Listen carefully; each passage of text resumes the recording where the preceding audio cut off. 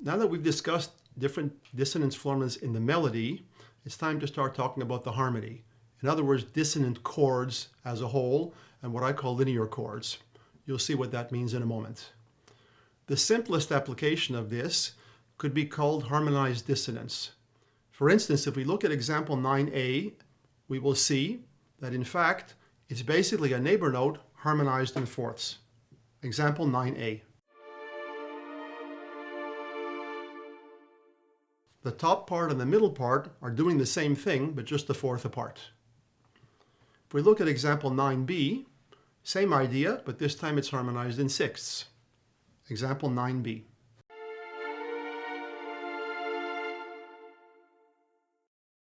If you look at example 9c, same thing again, but this time it's harmonized in sevenths. Example 9c.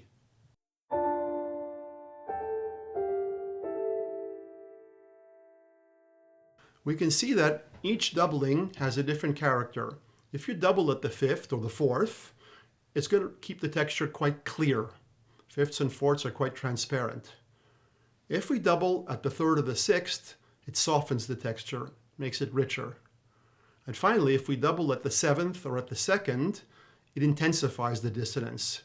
It makes the effect rather stronger. Then, if we want to take that principle a little bit farther, we can harmonize as full chords. Let's look at example 10a.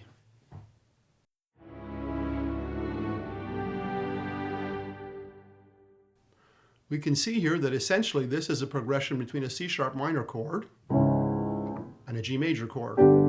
In between, we have three passing notes at the same time, which make a whole different chord. The reason it makes sense is because it's stepwise. In other words, the principle of passing dissonance can be applied not just to single notes, but it can be applied to whole chords. As long as the context makes it clear, it will work. Here's the same thing, but as a neighbor chord. Example 10b.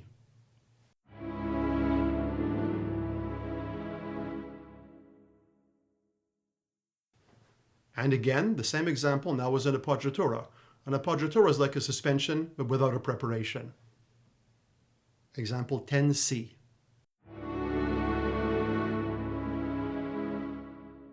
All these three examples, 10a, 10b, and c, all use the same principle, a perfectly traditional dissonance, but fattened up into a whole chord by itself. Now we can take that principle, which we might call linear chords, and we can extend it somewhat. Let's look at example 11a.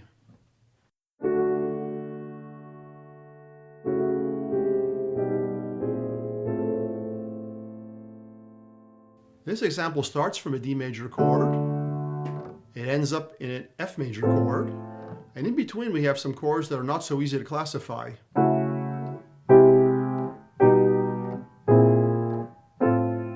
We could name those chords. For example, the chord at the beginning of the second bar is an F sharp 7, but it's really not relevant here. The really important thing is if you look at the outer parts, they're stepwise.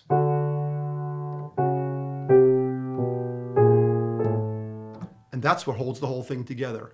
When we listen to it, we're really hearing a sort of fat version of a two-part counterpoint. The stuff in the middle adds interest, but without the stepwise stuff around it, it wouldn't make any sense. Here's example 11 without the stepwise movement.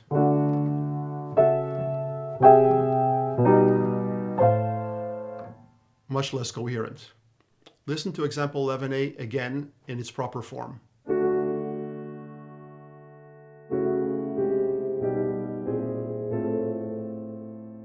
One extension of the same idea, which is quite common, is this. You may remember that in the first lesson in harmony, they tell you that if you need to make a leap, the easiest way to do it is by repeating the same chord. The reason for that is if you're singing and you've already heard the chord, it's much easier to leap than you have to leap to a new note in a new chord. So example 11b takes advantage of that. Here we go.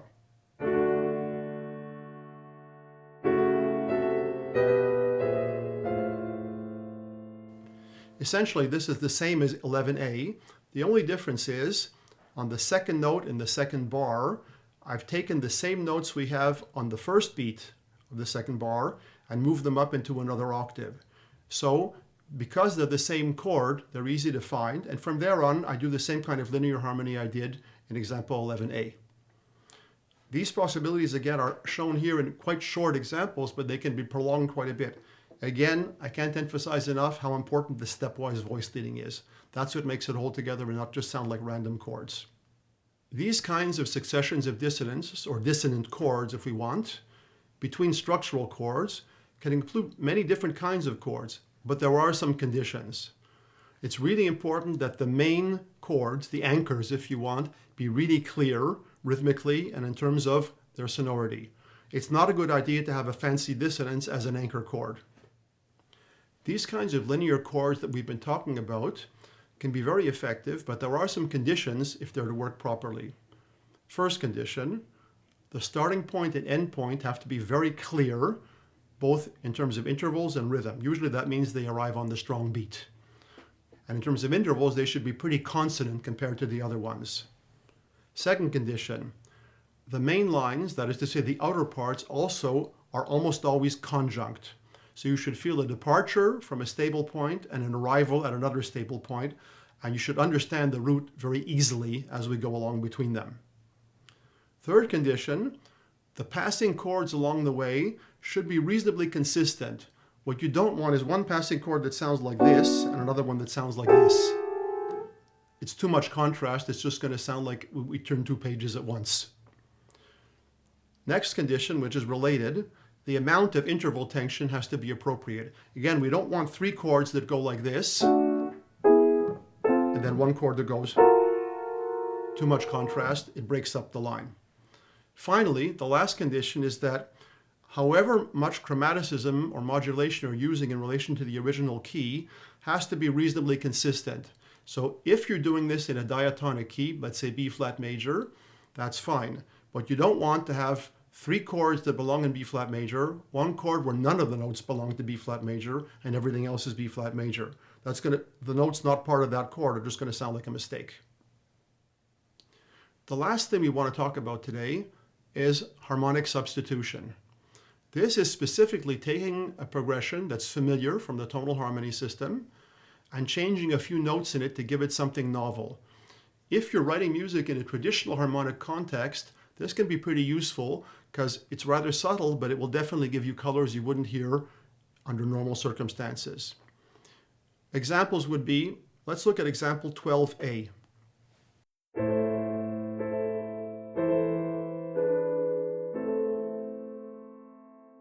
Well, that's a very simple and conventional progression, 1, 1, 6, 4, 5, 1. No problem. Now let's look at 12B.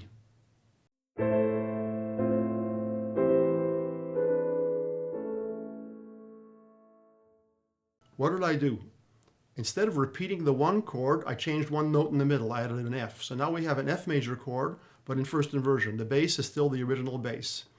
Then instead of going to the 6/4 chord, I have a G in the middle of the second bar. That also gives me a different color. After that, the 5 and the 1 work pretty much the same way. I could put a major one or a minor one. Again, here's example 12B, this time with a major ending.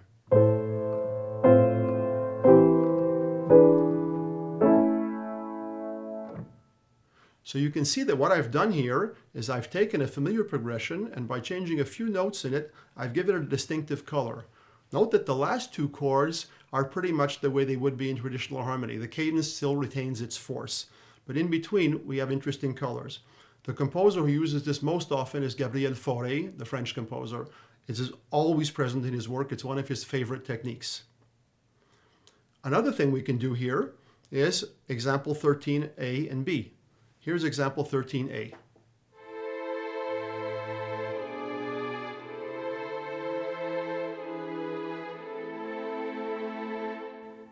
Again, it's a very simple and traditional tonal harmonic progression. Notice the bass is stepwise, except for the leap at the end into the cadence. Okay, everything goes exactly as expected. What we do here is we just change the last chord. It's important that we change it in the way that the voice leading makes some kind of sense. I don't have a big leap. All that's happening is the voice leading into the last chord leads me to an unexpected chord. Example 13B.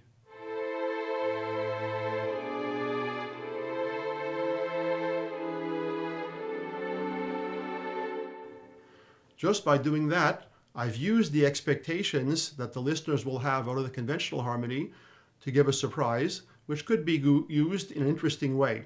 Let's say if this was in film music, something unexpected is happening on the screen. That's a good technique to use it. You prepare the listener in a certain way, but then at the last minute, there's a surprise. This pretty much covers the different extensions of what I would call linear harmony and linear dissonance. We can see that in all of these cases, voice leading really matters. None of these chords work well if I start using leaps all over the place. They require conjunct motion for the most part, even if it's slightly delayed. That's why we call it linear dissonance and linear harmony. One last point about this, it's related to what I said before. Remember that all of these techniques have a certain amount of surprise. The amount of surprise has to fit the context. If you have too much surprise, you're going to get an inappropriate accent, which will just make it sound wrong. So, just to recapitulate, we talked about linear dissonance, like conventional dissonances in the melody while the harmony is consonant. Then we talked about elaborations of traditional linear dissonances. Then we talked about chords that become linear chords. And finally, we talked about substitutions, way to make traditional progressions sound a little more interesting. That's all we have to say about linear harmony. Thank you.